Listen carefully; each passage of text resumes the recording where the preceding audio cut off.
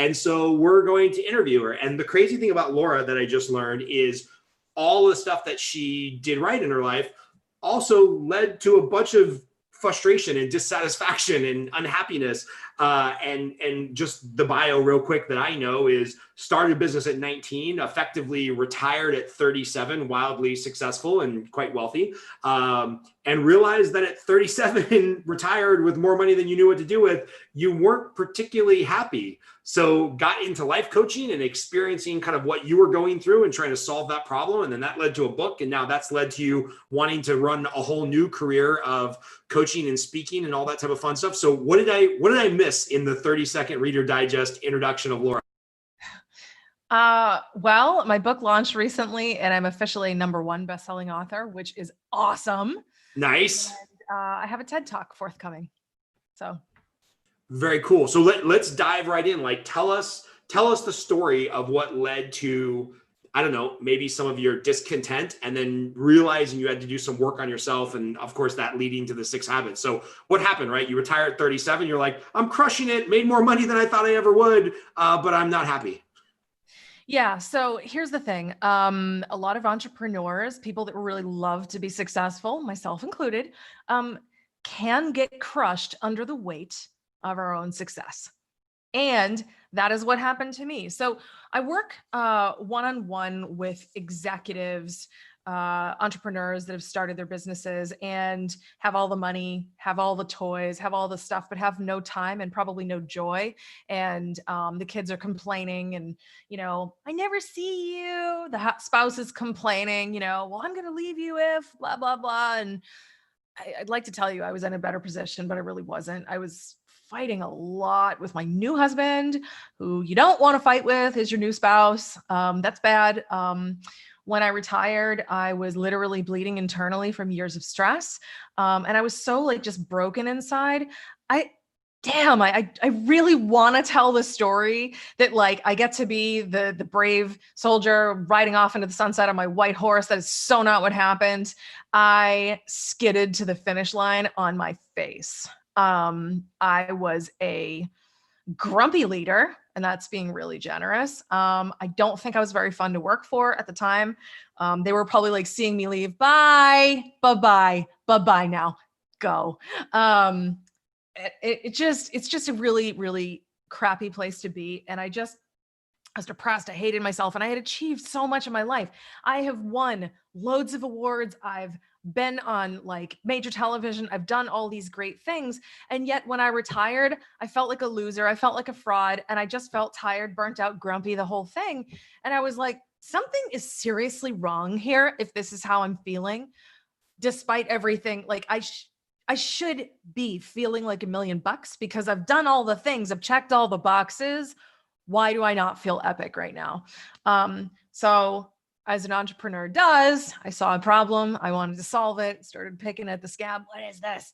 And, I just wanted to understand exactly what is happiness really? Because I feel like someone sold me a load of bull a long time ago and I did all the things I was supposed to do. And I don't feel any better for it. And I've got all the toys and I've got all the things. And to me, my big fancy house just feels like a really lovely gilded prison. Why? Just why? I was bitter. I was pissed off. So I just started doing research and studying habit and what makes successful people successful truly. What separates those among us that are incredibly happy from those who are not. And I just started seeing lots of patterns, started looking into what I could do to make myself feel better. And what I discovered is that happiness, many people know this already. I was late to the party. Happiness is an inside job. You can't buy it. As much as I can tell you, it's nice to have money and you can buy yourself happy moments. You can't buy a baseline level of contentment and joy in your heart. You can't buy that. You have to actually make that. You can't shortcut it. So I had to figure out what to do for myself. So I ended up just figuring out the science of habit, learning all about it, what exact habits I needed to have within my relationship with myself. So then I did all this stuff. And then I was like, all right, did all my research. Time to party. Let's start applying everything. Let's hope to God it works. It worked exponentially better than I ever thought. And I made some tweaks and little adjustments, and I built a little program for myself. I changed my life radically. I stopped being a grumpy bitch. I started being happy and joyful, being a nice wife. I was really happy. I actually finally built up the courage to move 5,000 miles away from everyone I love. So now I live on a tropical island, which is great. And I've started a second business, and it's totally different. It's like a business of like joy and love, and I'm having fun and I'm getting paid for it, which is insane. So I want to talk about that a little bit, obviously, because it's relevant to the book and it's relevant to how you Yeah, changed. yeah. I think people misunderstand habits, right? Or putting in the work. You mentioned like I did the work and I did the research and I found the things that I thought would make me happy. Mhm. Why does that have to become a habit? How did you make it a habit? I mean, maybe even just define for us what you think habit means. Like why is that so powerful? Well, the habits, let me break this down really simple. Our habits, your habits, my habits, the ones that we have today, built the people we are in this moment. And if you're not thrilled with the picture you're looking at in this moment, your habits are why. So if you're 500 pounds overweight and you have hot dogs smothered in cheese every morning, that's a habit. And that's why you look the way you look. If you go running every day and you're in great cardio health, well, that's a habit. And that's probably why you're healthier than the person sitting next to you. So your habits define your life. And when we start to look at the habit mastery journey, we got to like figure out like, well, what do I need to do? It's not, I mean, I do advocate you should floss, but that's not what I'm talking about here with habits. You can acquire those habits. I don't know what's harder, starting to floss or stopping smoking, but I don't smoke and I do floss. So there's that. But the habits I'm talking about are habits that we have in relationship with ourselves and with life. So the 6 habits are kindness, acceptance, gratitude, presence, goodness, intention. These are all habits that pertain to our relationships with us and with the world around us and how we interact with both of those things. And like habitually, I'm not saying sit down and you need to do this thing for like 20 minutes every day, which, you got to floss for 5 minutes every day. Yes, you should. Your dentist says so. But like when it comes to the way you treat yourself, the way you interact with yourself, the way you interact with life, et cetera, that is something you do moment to moment, instant to instant. Like you catch yourself not being kind to yourself, you got to correct it instantly, and to the point where you develop the muscle, eventually you're not unkind to yourself anymore. You're just kind to yourself, period. That's your default. The objective is to change your defaults. And that is the part where it requires work. And that's the thing. Like, I don't mind talking about what the 6 habits are because I can tell you about what they are. I can even give you details about them. You're going to read the book and you're still not going to be a master. You could read the most amazing book ever written. The magic is in the application of the wisdom, not the knowledge itself. Right. So therefore, there's the knowledge. I invite people to do something with the knowledge, take the empowered action to do something to powerfully change your life. There's like tons of invitations in the book to download lots of free exercises, to actually do the work, because that is what sets people free. It's what set me free. Yeah, I think this is the part that's confusing, or, we got a bunch of people watching live on Facebook. I can see the guys, especially in the audience, that maybe are not as in tune with our emotions, rolling their eyes, where it's like, okay, but yeah, I don't really get it, Laura, because a habit is like flossing my teeth, right? Or doing 100 push-ups a day, or going to the gym. A habit is a thing you do, not really a feeling you work on. So can you maybe pick your favorite habit, or whichever one was the easiest one for you to interact with and adopt, and just be like, no.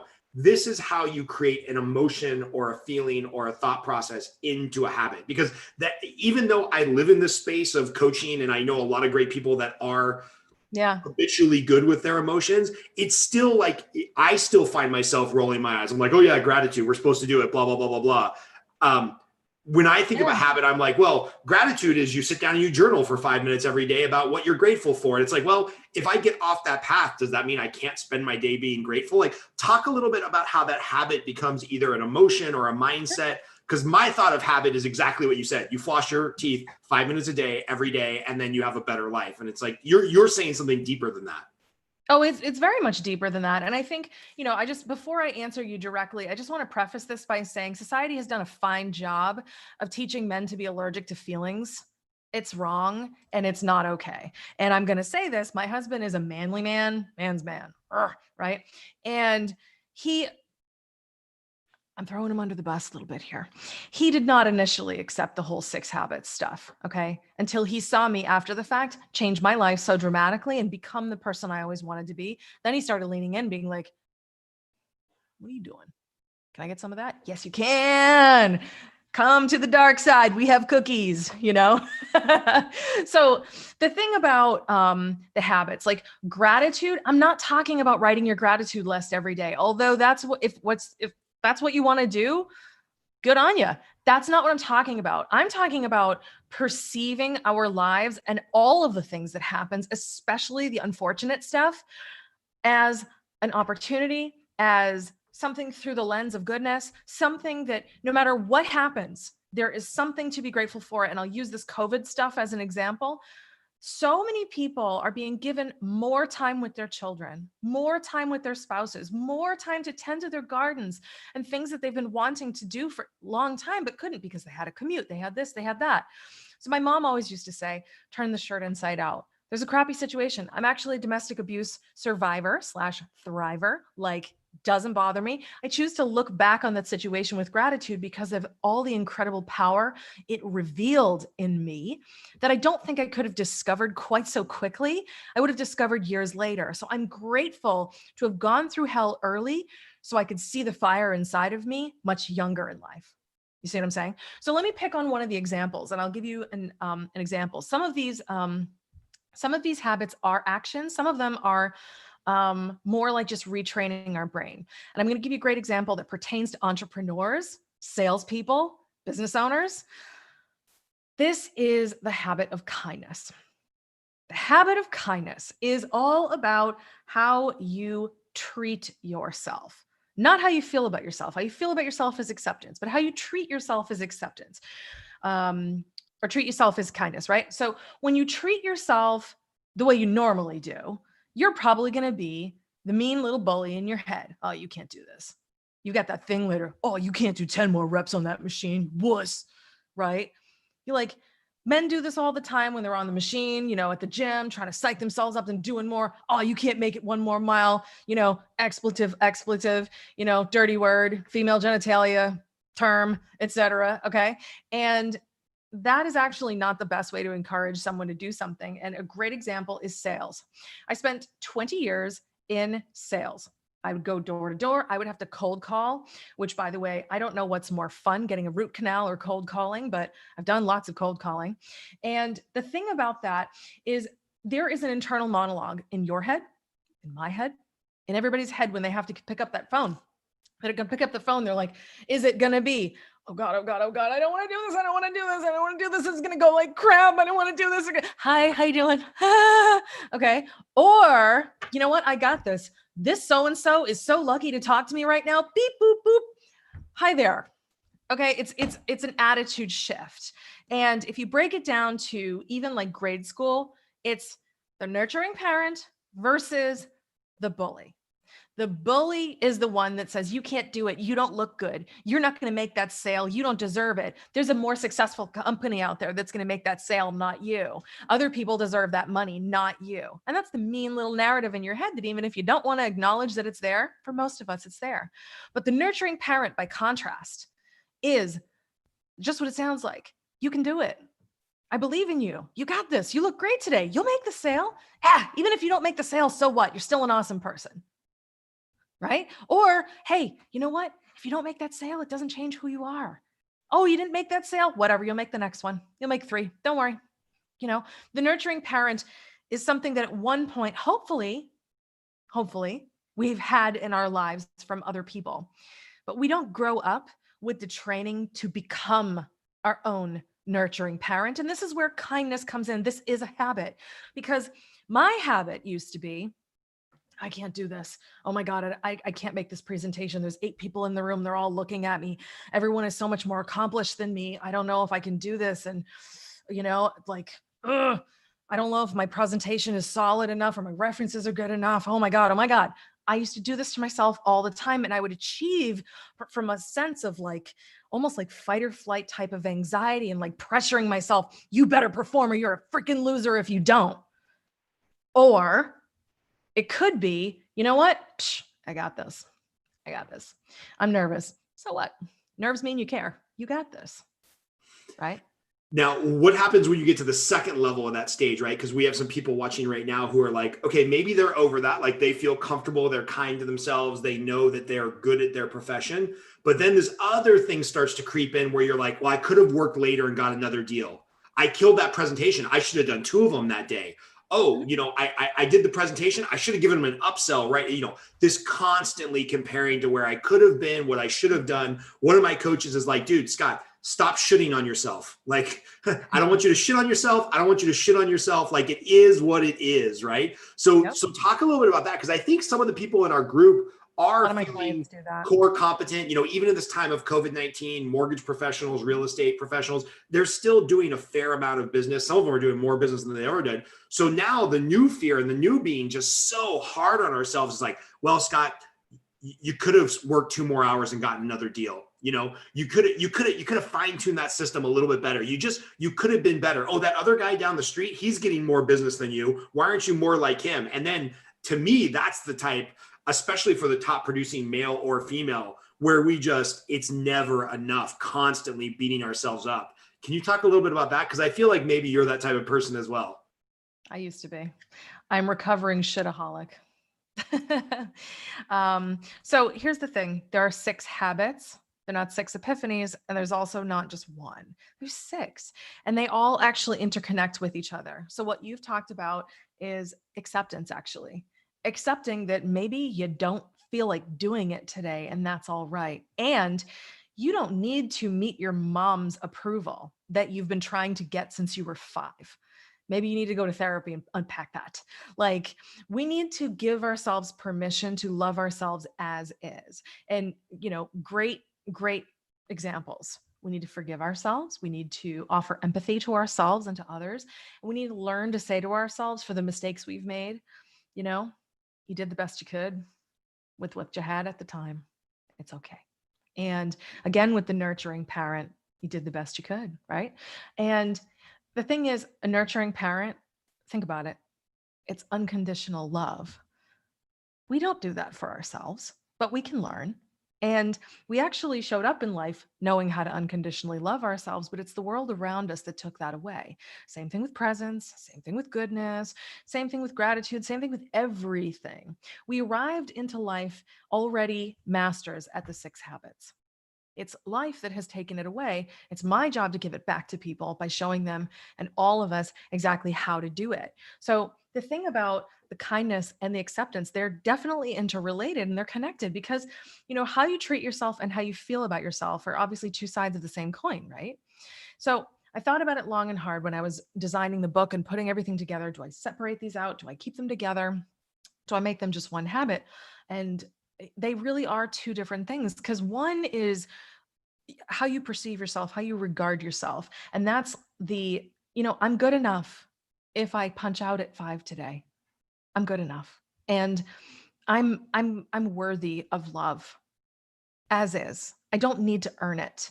And that's one of the things that a lot of my extremely high achieving clients have a hard time facing at first when we begin our work together, which is, no matter how successful you are, you're still chasing the solution for this massive inadequacy that you're feeling inside, because you've never internalized that the love you keep seeking elsewhere through all your success indicators, your fancy car, your big ass house, your nice wardrobe, your fancy trips, your, validation from clients and awards and whatever, it's all to fill the hole you refuse to fill, which is actually giving yourself the love, acceptance, and nurturing you really need. And here's the crazy part. When you finally stop lying that that's what you really want, when you finally admit, yeah, I want to feel successful. I really want to be successful. And I want to have the nice car and the nice house because I want to feel, good enough. And, I just want to be loved.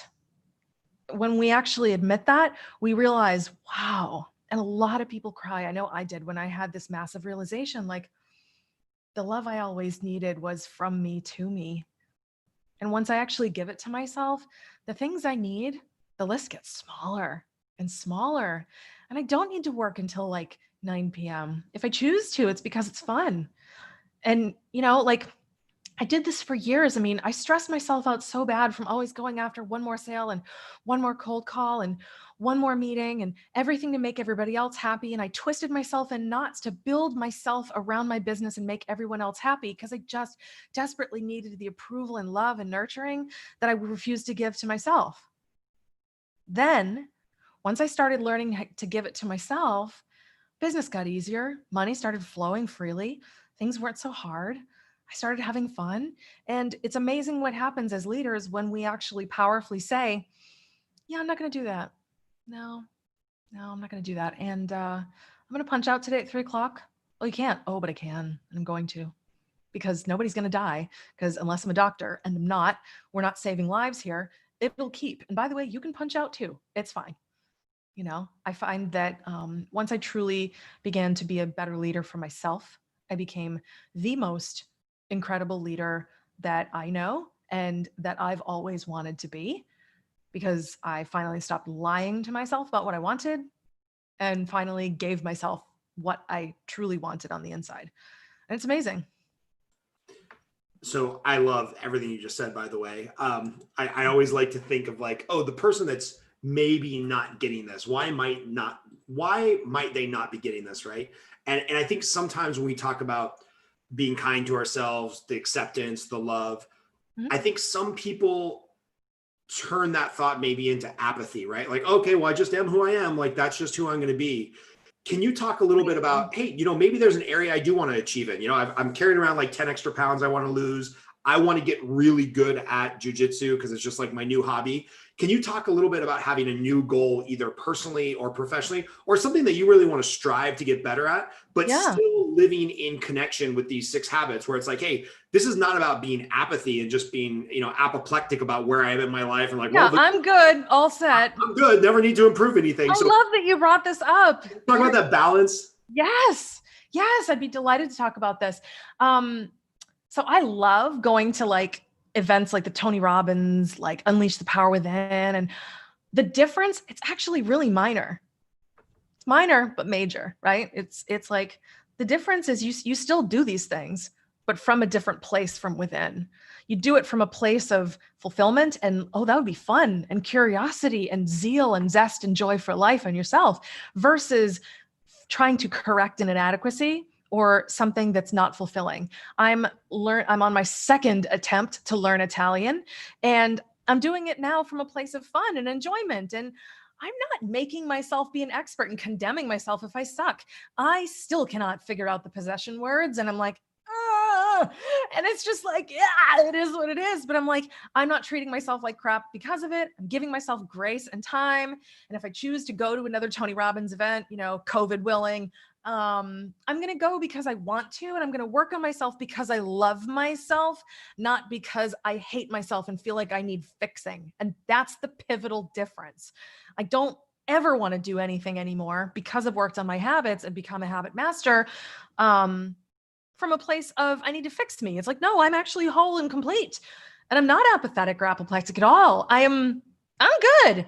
Now I just get to have fun. Gloves are off. Let's go to all the things from a place of exuberance, curiosity, and all this stuff. I did say that kids know how to do this stuff. What are kids? Enthusiastic, curious. They like picking things apart. They like breaking their toys and putting them back together. And they like messing things up and making noise and having fun. Once upon a time, you and I used to be a hell of a lot more fun, right?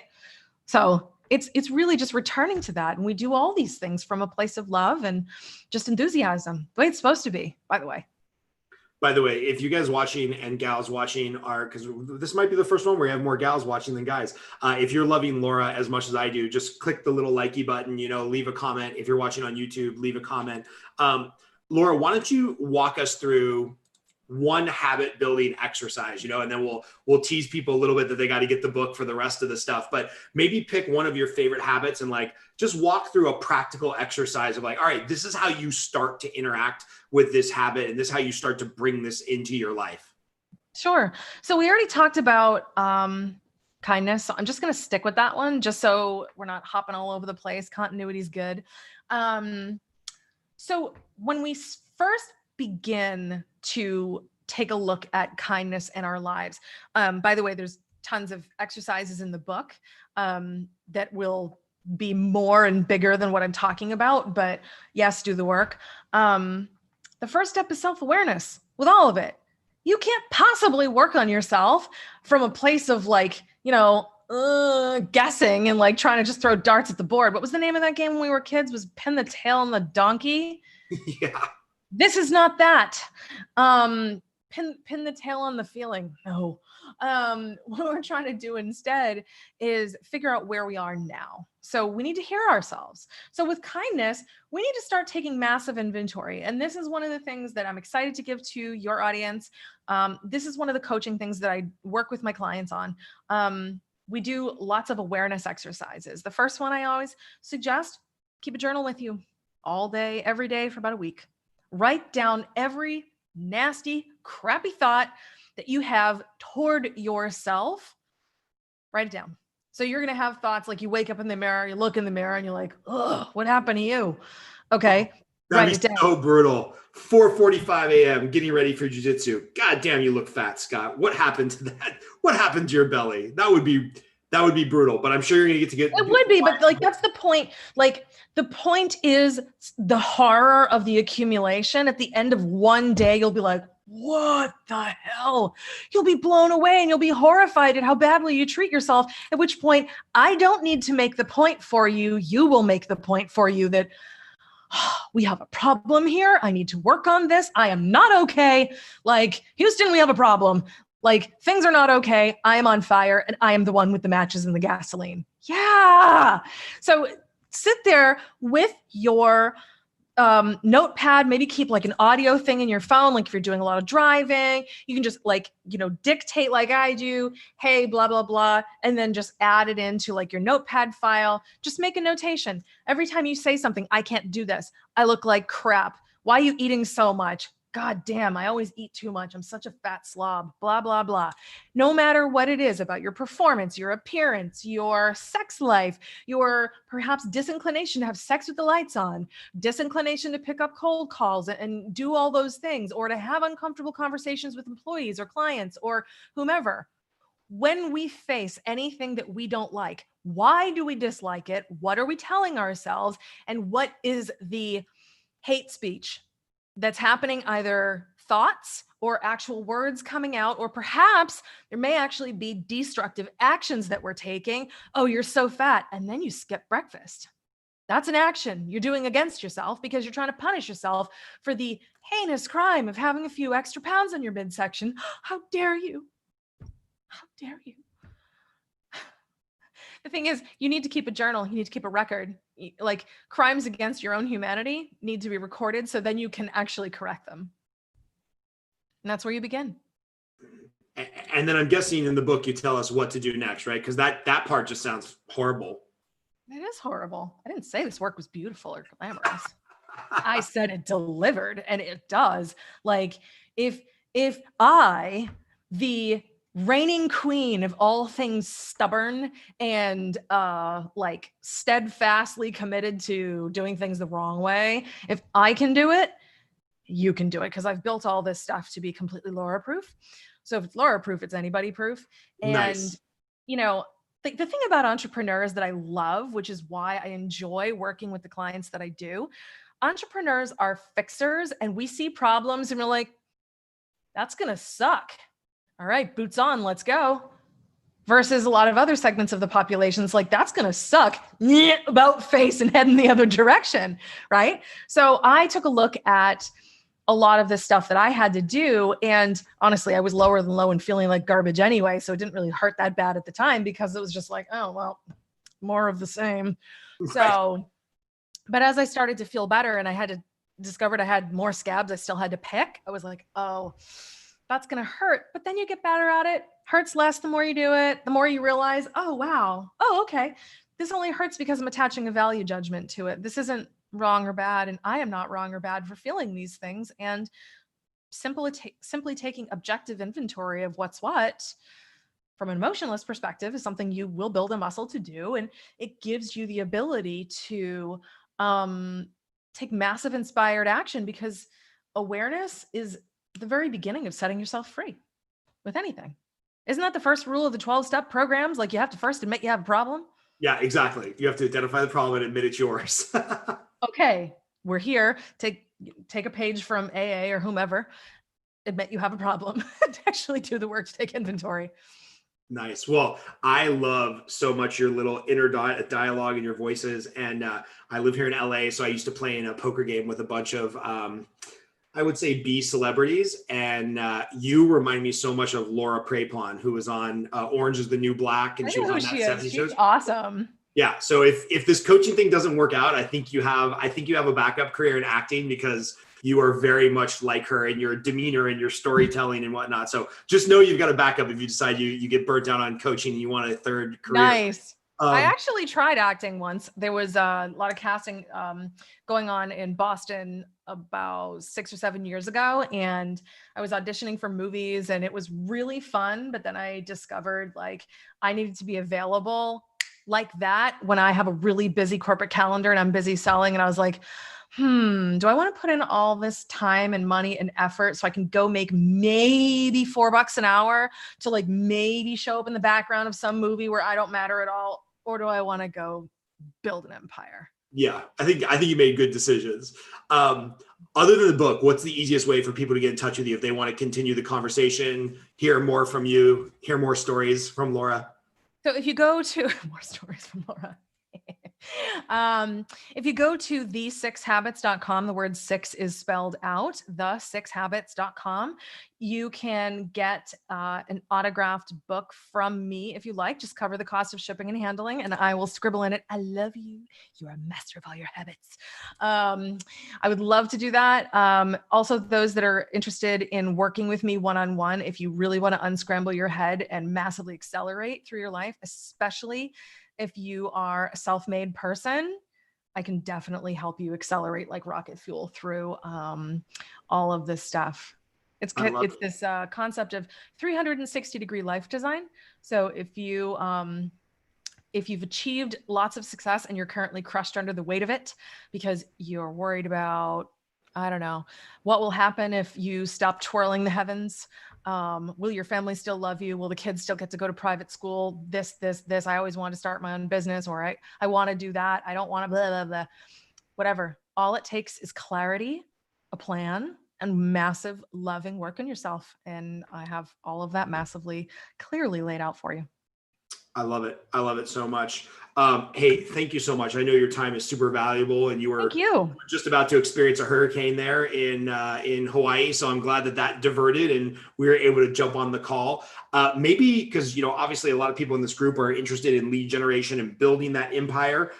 Maybe we could have you back on in a couple months and talk a little bit about taking the pain aside from your journey from 19 to 37 years old. I'm sure somewhere in there you did something right in building a business, lead generating. Maybe we could go more into the business development on a future call. Yeah, you know what? That would be fun. That's actually one of my favorite subjects. So with, and just in the essence of transparency, and I'll just make this brief, my successor from my marketing company got cancer. So I had to briefly unretire so I could run things. And I'm actually building out a whole digital arm of the company, including some really awesome success interviews where we're talking about sales and things like that, which I'd love to get you on. And actually built this incredible marketing foundations course, which are some of my dirty little secrets about how I became successful that I never tell anybody. So those are in there, and it's like $47 for the course. It's ridiculously cheap. Well, we'll get the link from you when we get off this call. Have Danielle call your people. My people call your people. That sounds very. And we'll do lunch. Yes, we'll do lunch on Zoom by a Zoomer lunch. Oh God. I'll bring my tea. Perfect. We'll have a cocktail, and then we'll talk about your marketing. We'll definitely put the link up there for that. And yeah, let's have you back on in a couple months and just talk marketing and all the stuff you love doing. Yes. crazy that you wrote the book, you're doing the coaching. Now you have to live your own crap, right? Because like now you're running 2 companies and busier than ever and 5,000 miles away from where the business is in Hawaii. Like you got to live your own best life just to keep up, I'm guessing. I do. And I have to tell you, like, at first I was like, admittedly, because we all do this, right? I was like, oh my God, what will people think of me if they knew that I didn't get to stay retired? I was like, wait a minute, this is going to prove out all of my theories, whether or not I can actually still be a happy, joyful person and achieve greater levels of success because of all the work I've done. And well, knock on all the wood, here we are, like just about 3 months in, I'm happier. My team is happier. I'm no longer the dragon lady. My clients are really happy. I'm still having a lot of fun, still sleeping 8 hours, maybe 9 hours, still hitting the beach. Life's good. Life's good. I'm drinking my own Kool-Aid in essence. There you go. Well, it's good Kool-Aid. And that's the way to end the interview, like going to the beach. So we'll talk soon. Thank you, Laura, for being on. I really, really appreciate it. And we'll check in shortly.